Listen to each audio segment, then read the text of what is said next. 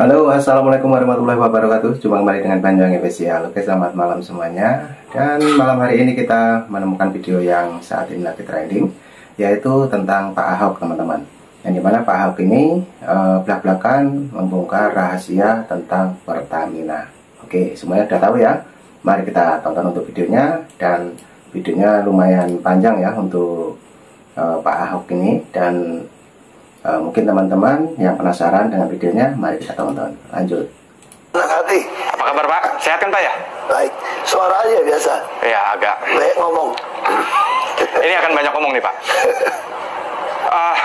Kejaksaan sudah menyatakan bahwa terbuka kemungkinan untuk memanggil Pak Ahok sebagai saksi. Ya. Apa komentar Pak Basuki? Saya kira itu sangat bagus ya. Kalau minta keterangan kan hak aparat, hak kejaksa. Tapi yang perlu diketahui, Pertamina ini ada jenjangnya nih.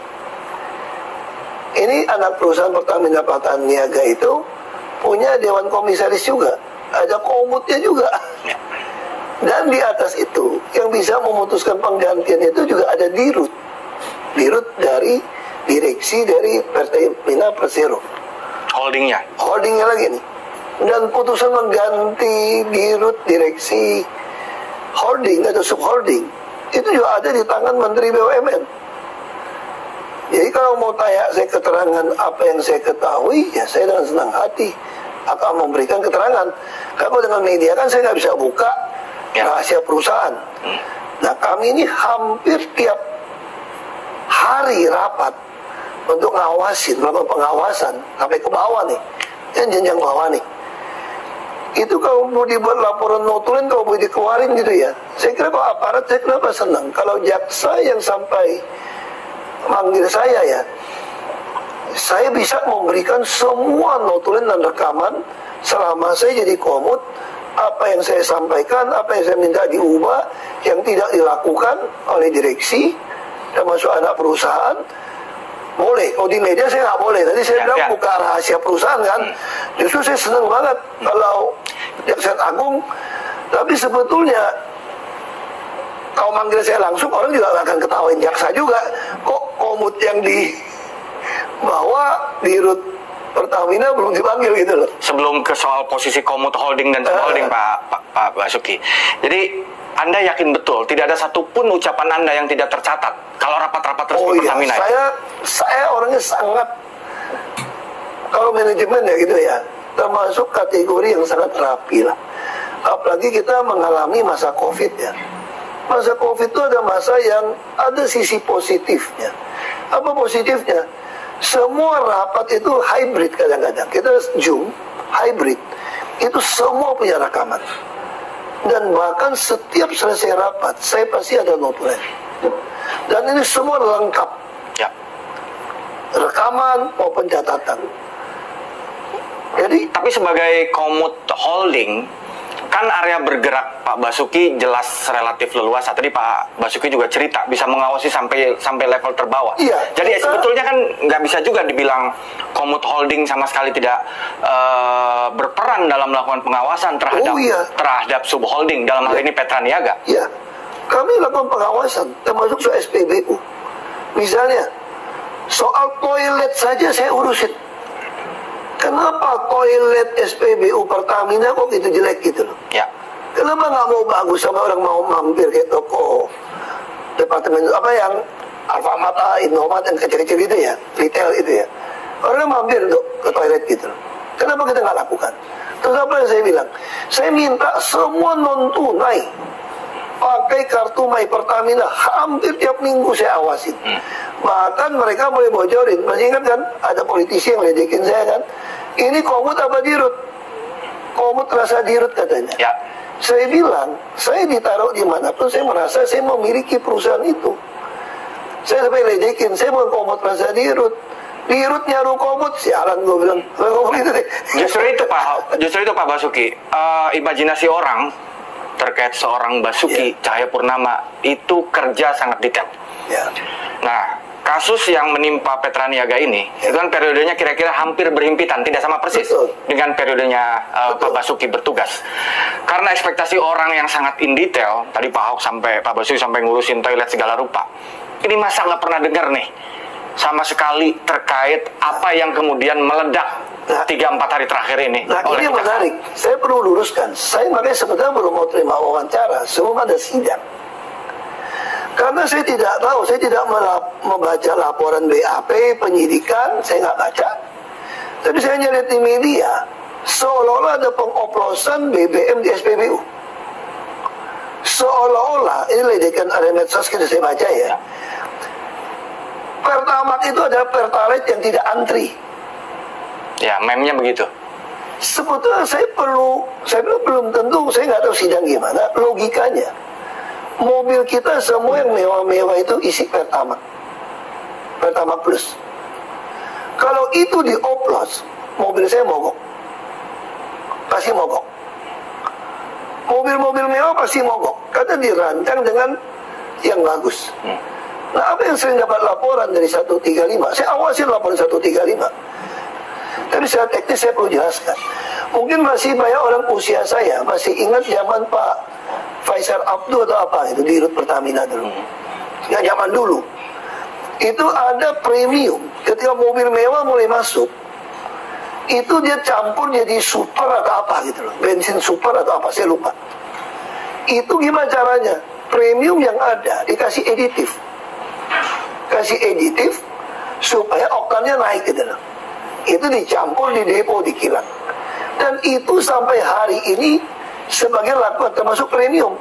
Ya, itu di dunia ini nggak ada lagi yang saya tahu. Dalam keterangan terakhir kejaksaan sih memang bilang bahwa memang ada ronnya yang dinaikin, bukan ronnya. Iya, makanya ini bukan ranah kita. Iya. Karena komisaris tidak bisa mencampuri pengadaan.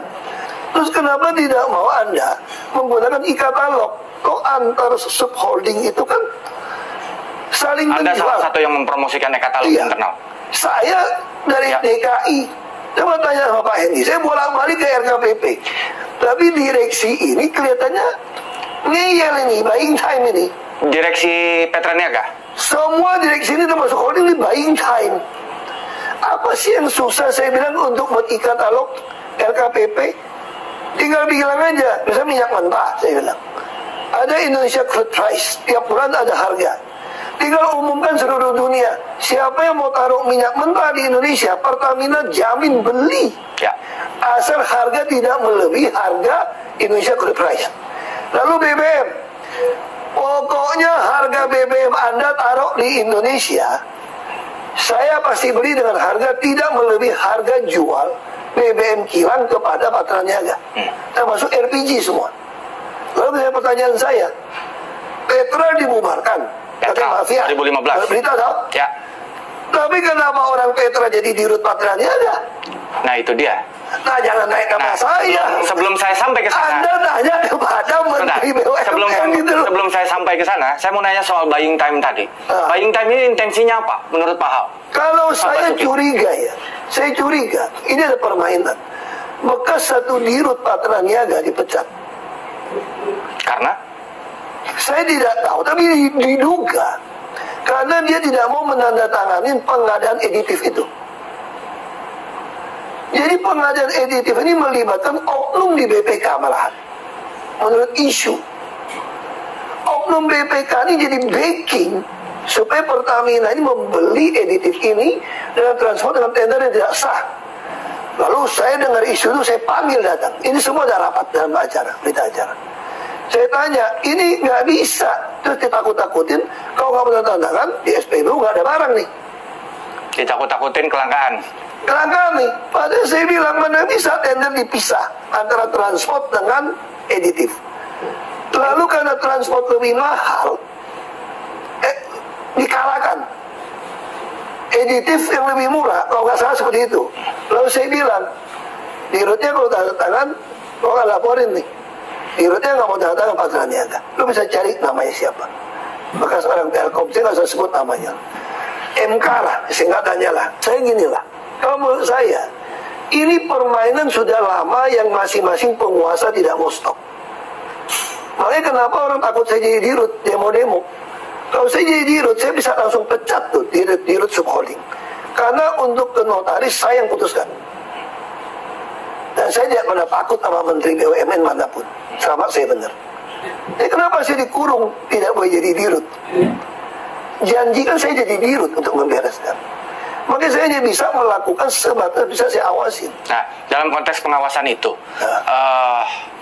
banyak orang nanya nih, nagih tanggung jawab dan janji Pak Basuki yang ingin membuat Pertamina menjadi perusahaan kelas dunia tuh, ada kan itu kan? Betul. Nah, karena bukan dirut, cuma komut dalam tanda petik, cuma ya dalam konteks kewenangannya tidak bisa operate sampai in detail, eksekusi day to day gitu, hanya bisa mengawasi. Mari kita fokus ke pengawasan. Apa yang dilakukan oleh Pak Basuki sebagai seorang komut dalam mengawasi Pertamina maupun subholding? Secara pribadi sebagai komut maupun sistemnya seperti apa sih? Sistemnya saya ubah semua digital. Sebelum saya tanda tangan disposisi tidak ada yang digital. Pernah dengar gak kasus dengan Peruri yang 500-an miliar? Anda bisa cari itu. Itu kan buying time contoh dari direksi. Saya suruh panggil Peruri, bikin tanda tangan. Lalu mereka laporkan Peruri minta 500 miliar. Saya kaget, mana mungkin itu mahal. Lalu di Peruri bilang, karena orang Pertamina minta sama kami bangun sistem baru semua. Ya lu numpang dong sama Peruri, gue bilang. Nah itu contoh ngeyel buying time. Lalu COVID datang, waktu itu mereka masih nganggap gue teman presiden. Lebih takut. Tapi ketika saya mulai keras, 7 bulan, 8 bulan presiden tidak terima saya. Tidak terima karena? Saya nggak tahu alasannya. Kesibukan atau saya nggak tahu. Begitu 7-8 bulan tidak terima saya sudah melihat direksi-direksi mulai berani melawan saya. Karena mereka sudah tahu saya nggak bisa gantikan mereka. Nah lalu apa saya lakukan? Tapi walaupun begitu saya kunci di dalam rencana kerja. Misalnya sebelum saya berhenti, saya ada kunci dalam RKAP untuk 2024. Itu di dalam RUPS, sudah di RUPS baru saya berhenti. Mereka harusnya melakukan penghematan 46% di seluruh procurement pengadaan. Nah itulah teman-teman ya, sangat menarik sekali obrolan dari Pak Ahok ini, dan kemungkinan ini akan dibeberkan semua nanti kalau jadi Pak Ahok dipanggil KPK teman-teman. Dan ini sekaligus mengenai Pertamina. Oke lanjut, untuk videonya kita play lagi. Let's go. Di semua seluruh sistem Pertamina ya? Dan itu sudah tanda tangan, Anda bisa periksa. Makanya saya senang banget kalau Kejaksaan Agung mau hebohkan kasus ini. Kan ini udah 2025 nih. Kita tinggal lihat aja direksi ikutin nggak RKAP, RUPS yang sudah kita tanda tanganin bersama untuk 2024. Kalau penghematan nggak 46% sudah hitungan, kita pakai konsultan dong. Berarti maling. Berarti kalau diubah di RUPS RKAP-nya, berarti ada intensi nyolong. Nah itu yang bisa saya lakukan sebagai komut. Saya sebagai bilang, kenapa saya semua tercatat. Saya sering ngancam mereka secara kasar kok. Kalian yang nganggap saya nggak berdaya hari ini ya. Mungkin ada yang nganggap saya itu macan ompong di Pertamina karena nggak jadi dirut. Tapi kalian tunggu, waktu akan berputar. Semua catatannya akan saya pegang. Satu hari ganti rezim, kok penjarain kalian semua, saya bilang. Kalian ingat baik-baik kalimat saya direksi. Saya boleh keluar dari sini, tapi catatan yang saya punya, kalau rezim betul-betul mau membereskan negeri ini dari korupsi di migas dan Pertamina, saya berani jamin saya dengan data ini akan penjarakan kalian semua. Makanya saya harap ini kasus bukan cuma si Rifa Siahan Patra Niaga kok. Mana mungkin. Saya kira oknum BPK bisa terlibat. Anda yang audit kok. Ya, Rifa sendiri baru masuk Petra Niaga 2021. Tapi dia orang veteran, katanya isunya semua. Sebelum lama di Pertamina Shipping Internasional. Ya, tapi intinya gitu ya. Intinya kita ngomong lah. Bubarin Petra pun menurut saya itu main-main bohong doang. Kalau begitu, kalau orang Indonesia sama. Anaknya bisa main. Kalau mau bubarin seluruh sistem mafia migas, ikutin yang saran saya deh. Ika-talok itu LKPP orang kita, bos, pemerintah. Harga ICP ditentukan oleh Menteri SDM. Subholding kilangnya Pertamina itu kan kurang efisien sebetulnya. Harusnya kilang yang lebih modern, lebih murah. Jadi kalau saya mengatakan harga kilang Pertamina aja patokan Ika-talok, karena udah dibeli dari subholding Patra Niaga, termasuk LPG, kan barang nggak cukup. aftur segala macam, selesai. Apa yang mau mafia? Dan Indonesia siap perang sama siapapun karena punya stok minyak bisa setahun. Nah, terkait buying time itu, Pak. Itu maksudnya. Salah satu angle yang dibidik oleh Kejaksaan Agung adalah pengkondisian agar ketergantungan impor kita ini terus tinggi dengan cara menghalangi produksi minyak dalam negeri nggak optimal. Kata Kejaksaan ya, ada rapat tersendiri nih untuk melakukan pengkondisian ini. Nah, ini pengkondisian ini kan luar biasa ya, Pak ya. Maksud saya, ini kan ngomongin pengkondisian yang besar, yang beyond menurut saya urusan subholding gitu. Sebetulnya nggak beyond. Ini bukan beyond. Ini ada tangan yang berkuasa ikut main kalau menurut saya gitu loh. Di Republik ini. Itu yang saya maksud. Beyond Kalau saya mau beresin apa yang susah? Saya kasih contoh gini ya. Ini bisa jadi lebar kemana-mana kasusnya kok dibongkar. Saya senang banget ini. Ya. Saya kasih contoh begini. Saya agak emosi nih soal ini. Saya di sini bukan mau mendefend Pertamina atau siapapun. Saya ingin masyarakat itu mengerti bahwa akar masalah Republik Indonesia adalah korupsi dan kemunafikan. Jadi orang semua saling sandra menyandra, ada dikasih jabatan, wewenang. Nah, saya contoh gini, ini yang paling gampang kok. Kalau kita ngomong bicara soal impor tadi ya, Anda perhatikan ya, waktu pertama kali saya baru masuk Pertamina, kilang terbakar. Kamu kira kilang yang dibakar? Nggak berani oknum bakar kilang, karena rezekinya di situ. Tahu yang dibakar apa? Tangki paling luar. Kemana beritanya? Ada oknum politisi yang nyolong minyak kapal terlibat di Tuban. Masih ingat nggak itu? Kenapa ada mau diam hari ini? Saya mau tanya. Mana aparat pekerjanya?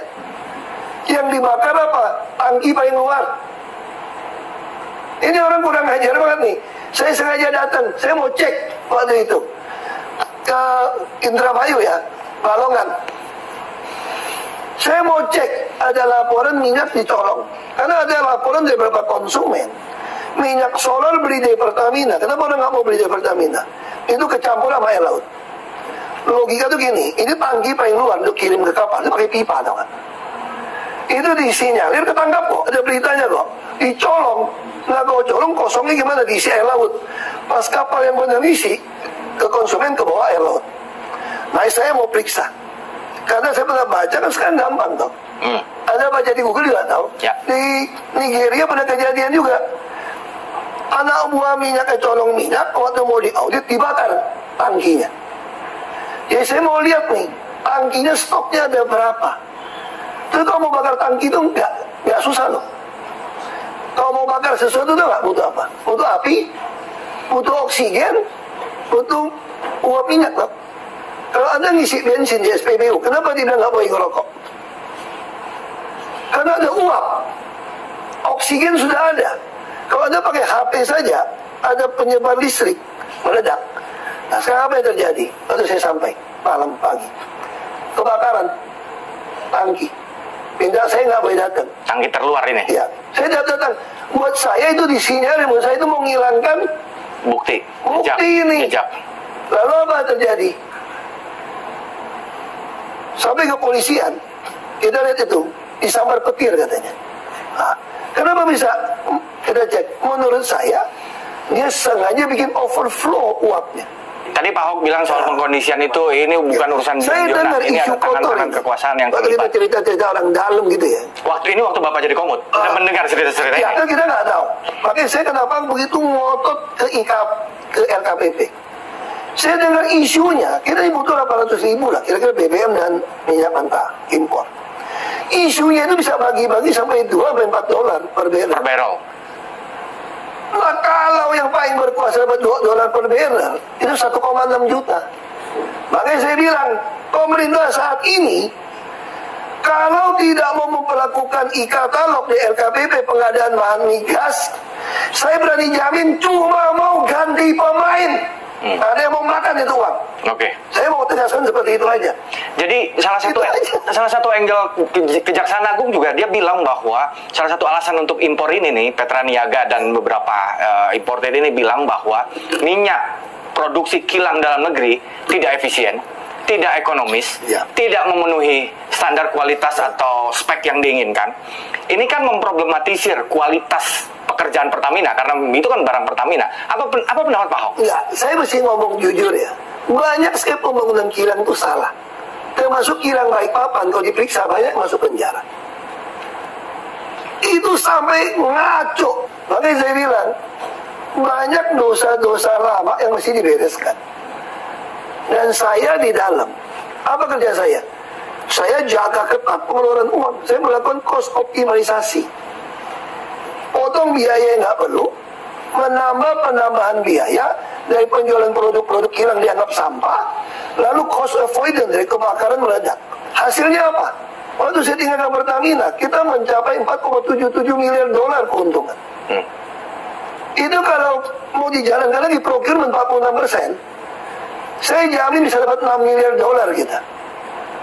Tapi saya ada beda pendapat politik itu. Ya. Saya keluar. Saya bukan orang yang mau numpang hidup, nikmatin gaji besar, dan hasilnya jelas kok. Anda menanyakan apa fungsi saya? Ya. Saya sudah lakukan. Sebagai komod. Sepanjang sejarah Pertamina, dibandingkan dulu masih ekspor minyak 100 dolar per barrel, tidak pernah capai keuntungan pernah saya capai. Oke. 2, sekian miliar dolar udah melampaui keuntungan mereka dulu. Berarti borosnya minta ampun kan? Ya. Nah sekarang saya tanya, orang menuntut saya, apa yang lo lakukan? Saya udah lakukan terbaik untuk Pertamina. Kenapa nggak bisa sikat semua? Lo kasih gua dirut dong kayak gue jadi gubernur. Gue pecat-pecatin tiap minggu. Kasih Anda kekuasaan ya Pak? Iya, lo nggak nurut gue pecatin lo. Nah, ini pertanyaan agak detail sedikit sih Pak. Ini terkait mekanisme pengawasan di era Bapak atau mekanisme yang memang formalnya. Ini klaim temuan-temuan kejaksaan kan ada pengkondisian, ada penolakan terhadap kualitas minyak produksi dalam negeri, tidak efisien, tidak ekonomis, tidak sesuai spesifikasi yang diinginkan. Ini QC-nya gimana? Kenapa klaim-klaim dari anak perusahaan ini kayak iya-iyain aja sampai itu akhirnya? saya bilang, ini saya senang banget Kejaksaan Agung menangkap ini gitu loh. Sehingga semua jaringan bisa kebuka. Ini kalau nggak kerja sama nutupin nggak bisa. Oh, jadi kira-kira termasuk oknum BPK. Ya. Kalau nggak mana bisa ini diaudit diperiksa kok. Jadi klaim-klaim ini kalau diperiksanya dengan benar itu bakal dengan mudah dibantah gitu kira-kira Pak Ahok? Bukan dibantah, bisa masuk penjara lebih banyak. Oke. Kalau saya jadi jaksa agung, sorry Pak Jaksa Agung ya, mohon maaf ini, saya akan telusuri uang dari si pengada supplier itu kemana. Duitnya kemana? Kalau Anda tarik cash saja saya tangkap. Dulu di Jakarta, saya kerjasama dengan PTIK, PPATK ya. Nah, Aliran transaksi keuangan. Kenapa saya bisa tahu ada permainan? Saya cek duit orang yang supply ke kita, dia tarik cash. Kalau kamu jadi pengusaha, ngapain lu tarik cash sampai ratusan puluhan miliar? Masih buat bagi-bagi dong. Ya. Kenapa nggak transfer uang itu banyak? Lalu saya cek rekening lurah, camat yang urusan sama itu. Masa tiba-tiba punya puluhan miliar? Saya bisa periksa. Nah sekarang saya bukan jaksa agung. Periksa dong semua dana yang keluar dari bank, kan semua bank kan jelas. Jadi maksud Pak Ahok maksud Pak Ahok adalah bahwa Pak Ahok juga mendengar ada klaim-klaim bahwa ini tidak efisien, tidak ekonomis, tidak sesuai spek sehingga impor. Oke, saya lakukan cost optimalisasi. Lalu mereka bayangkannya apa ngehelnya? Dia nggak lakukan di Tuban, dia lakukan di Pulau Nipa. Saya maki-maki tuh. Jadi mereka geser. Iya. Nipa ngapain dekat Singapura bersaing? Lu bullshit lu, gue bilang. Lu taruh di Tuban, di tengahnya Indonesia dengan IKN. Pak, sorry Pak. Lu tanya, lu bisa tanya. Si Riva tuh pernah mau maki. Kalau gue di Hero, udah pecat tuh, gue bilang. Selain cost pernah begitu, gue pecat tuh, gue bilang. Selain cost optimization, apalagi Pak yang pernah Bapak lakukan? Karena mendengar bahwa ada pengkondisian supaya impor, ada klaim-klaim bahwa minyak dalam negeri nggak sesuai spek, jadi kita harus impor. Selain cost optimization, apalagi yang Bapak lakukan? Saya bawa seluruh tim procurement dengan konsultan membuat digitalisasi seluruh procurement, termasuk kerjasama RKPP, direksi nge-plan untuk membuat di RKPP udah kasih dulu di RKPP itu ya ada satu halaman khusus DKI teman. Ya. DKI itu khusus. Nah RKPP udah sepakat sama saya untuk membuat satu laman khusus Pertamina. Tapi yang bisa masuk ini semua kan mesti orang Pertamina. Karena dikerjain. Datang lagi, panggil lagi, ngeyel lagi, panggil lagi, ngeyel lagi. Itu jadi Pak Ahok udah tahu itu dan udah memanggil. Tapi saya tidak tahu mereka maaf atau enggak. Saya cuma menduga. Mereka tidak menjalankan perintah Pak Ahok. Ya, saya cuma menduga Ini barang dipakai terus. Kenapa masih tender tiap 3 bulan? Ya. Ini barang jelas kok. Kita ada LKPP kok. Kenapa mesti gitu pusing? Lalu saya sudah sampaikan juga, angkutan semua mesti kita. Harga mesti flat. Yang pakai alfa, beta, hitungannya nggak masuk akal. Jadi selain cost optimization, Bapak panggil bolak-balik, Bapak maki-maki, nggak kepikiran Bapak laporin ke BPK atau ke KPK? Aduh. Kan komut sebagai LNG kan gue yang lapor. Kalau soal pengadaan gue bisa lapor dong. Kenapa nggak bisa Pak yang Saya pengadaan? kasih tahu gini, kalau Anda punya pembantu di rumah, Anda jamin nggak pembantu Anda tidak mencuri? Mungkin ada yang bisa menjamin, mungkin tidak. Oh, nggak bisa. Kita punya pembantu, kontraktor saya dan ibu saya kok. Tapi apa yang dilakukan ketika terjadi penipuan? Gue pecat. Selesai ya? Masalahnya Bapak nggak bisa mencat. Masanya kenapa? Mereka kenapa ngeyel kayak gitu? Saya udah teriak berapa kali gue pecat tuh, masuk ke Pertamina. Termasuk Rivasihan, pernah Bapak maki-maki? Waduh, lu mencari rekam, lu maki-maki hampir tiap minggu. Bisa Termasuk disebutkan nggak Pak? SPBU. Salah satu ya, case yang dimaki-maki nih, Riva Ya, ya? saya kasih contoh ya. Saya minta tunai dihilangkan dari seluruh SPBU. Minta ke Riva nih? Ya, bikin. Termasuk soal untuk GOTS ngukur semua digital. Tapi yang mereka bikin itu tuh nggak, GOTS sama Telkom ngukur tangkinya. Nggak mau gue bilang, lu jangan perkeliruan di kampung kan, namanya perkeliruan ini. Buat apa gue mengetahui isi tangki? Itu mah pembeli solar minyak habis, dia akan telepon kita dong. Ngapain lu habisin triliunan kerja sama Telkom untuk mengukur tangki di dalam berapa? Gue pengen kayak itu tuh, saingan lu tuh, AKL. Gue udah datangin tempat dia, AKL. Habisin cuma 300 juta. Ukur nozzle-nya dong. Gue pengen nozzle itu digital, bos. Sehingga di dalam kontrol lagi manual ya. Di dalam kontrol room saya tahu nih orang ngisi minyak berapa. Lalu kita akan beli akuisisi Chevron. Saya bawa anak-anak Chevron itu membangun IEDCC waktu itu, integrated data system ya. Sekarang dia bikin jadi semacam hub, data hub. Itu saya yang bikin, sehingga saya bisa kontrol minyak yang keluar dari perut bumi berapa barrel per hari, harus input data. Sampai angkutan kapal berapa lambat, begitu dia lambat, atau dia kencing, telepon si kaptennya. Kalau kapal melambat, dia 5 knot atau 1,5 knot, ini pasti pindah barang. Jadi kalau dengar cerita Pak Ahok nggak kaget kalau Riva kena kasus kayak gini? Ya. Karena kalau cerita Pak Basuki tadi udah sering dimaki-maki nih. Ya tapi saya nggak pernah berpikir kena kasus itu soal maaf karena bukan ranah saya. Oke. Tapi kalau kita marah mereka tidak kerjakan, itu saya udah marah berkali-kali. Termasuk soal digital lambat. Pengadaan apa yang lebih gila lagi? Ada barang pengadaan di kilang berbeda, dengan nama berbeda, dengan PT berbeda, itu bisa masuk. Itu saya temukan. Dapat laporan, lalu saya bikin. Kenapa bikin digitalisasi pengadaan? Misalnya PT Basuki Purnama untuk supply masuk ke Pertamina. 1 nomor. Ada ketemu PT Basuki Titik Purnama, 2 PT. Sama. Di pengadaan 1 ruko, kenapa barang kita bisa unplanned shutdown? Gara-gara banyak supplier kontraktor tidak kompeten, sudah melampaui kemampuannya, karena dia tipu dengan nama. Belum lagi harga berbeda, itu semua kita tangkap. Bapak kenal nggak nama-nama perusahaan-perusahaan yang disebut Muhammad Carey? Saya cuma dengar isu di media soal Petral, soal mafia migas dulu. Bapak sebagai komut kan bisa ngecek data arsip, data. Nggak ada namanya sama sekali, nggak ada. Kita nggak bisa cek sampai ke dalam teknis seperti itu. Seorang komut nggak bisa ngecek sampai gitu. Kita bikin surat, saya kasih tahu lah. Benar nggak dengan isu kartu kredit? Iya, tahu. Bapak yang... Saya minta tidak dikasih. Saya tahu dari mana. Diam-diam rahasia nih.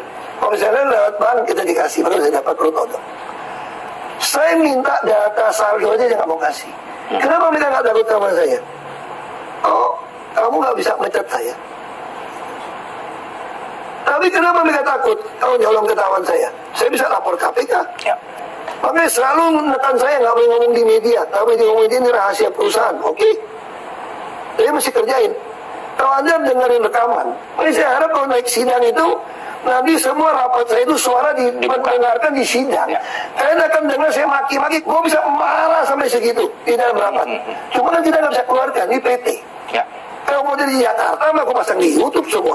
Pak, ini momentumnya itu Bapak melihat ada unsur politik nggak dari pengungkapan kasus ini, periode pengungkapan kasusnya itu mirip dengan periode Bapak menjabat pada. Aku nggak bisa nuduh. Bagi saya sederhana. Kalau pemerintah sekarang mau membereskan, Bapak melihat ada unsur politik nggak dari pengungkapan kasus ini, periode pengungkapan kasusnya itu mirip dengan periode Bapak menjabat pada. Aku nggak bisa nuduh. Bagi saya sederhana. Kalau pemerintah sekarang mau membereskan soal Pertamina, membereskan soal pengadaan, taruh di katalog RKPP. Okay. Kalau Anda tidak kasih, semua orang akan curiga Anda sedang mau ganti pemain. Kalau ini berlalu seperti ini hanya ganti pemain, kita tahu tau. Mau kasus PT Timah, mau siapa, kalau masih sama kejadiannya, Anda ganti pemain. Kalau itu tidak dilakukan dari tahun 50-an sampai kapanpun Pertamina tetap akan menjadi sarang korupsi. Iya. Makanya kenapa semua takut begitu tuh? Kenapa semua pengen karakter assassin gua? Karena bukan sombong. Ahok tuh mesti dibuang, dia nggak jujur, dia korup. Kan itu yang maunya orang gitu loh. Pejabat Republik ini kalau mau naikin gaji, dia pembuktian terbalik. Cukup cuma naik gaji doang, harus pembuktian terbalik. Nah, kamu masih ada Undang-Undang Nomor 7 tahun 2006. Hasil ratifikasi konvensi PBB melawan korupsi. Di situ ada prinsip illicit inducement. Kalau kekayaan kamu itu tidak bisa buktikan dengan pajak yang Anda bayar, Oke, terakhir Pak. Tapi butuh PP dong. Ya. Pertanyaan saya, berani nggak SBY dan Jokowi keluarkan PP-nya? Termasuk Pak Prabowo, keluarkan PP-nya aja. Supaya membandingkan, beres negeri ini kok. Pak, terakhir Pak. Korupsi beres. 4 tahun Anda menjabat sebagai Komut. Ada yang Anda sesali karena Anda tidak lakukan? Ya, yang sebenarnya saya nggak. Ada nggak? Nggak ada. Ada nggak selama 4 tahun menjabat sebagai Komut, ada tidak hal yang Anda sesali karena ada hal yang seharusnya Anda lakukan tapi tidak Anda lakukan? Saya tidak pernah menyesali apa yang saya lakukan, karena semua saya lakukan dengan nurani yang murni. Dan saya berdiri untuk kebenaran, keadilan, kejujuran, dan kemanusiaan. Maka saya tidak pernah menyesali. Saya sampai bilang, itu the art of dying well. Saya mau meninggal dengan tidak ada penyesalan sebagai tugas saya sebagai politisi. Dan saya tidak mengingkari sumpah jabatan saya. Saya tidak menghina Tuhan saya. Tidak melakukan tugas panggilan saya sebagai politisi. Tidak menyesal ya Pak berarti? Makanya saya tidak akan pernah menyesal. Kalau menyesal apa? Teman saya tidak pernah kasih saya jadi dirut. Itu aja. Nah, oke teman-teman, itulah keterangan dari Bapak Ahok yang dimana kemarin sempat banyak isu ya tentang kasus Pertamina teman-teman. Jadi kali ini kita ingin tahu langsung dari Pak Ahok keterangan-keterangan selama dia menjabat. Oke, jadi cukup itu dulu yang kita tonton karena durasinya cukup panjang ya. Terima kasih. Jangan lupa yang mau berkomentar tulis di komentar saya. Terima kasih semuanya. Salam sehat selalu dan salam berkeluarga. Assalamualaikum warahmatullahi wabarakatuh. Sampai jumpa.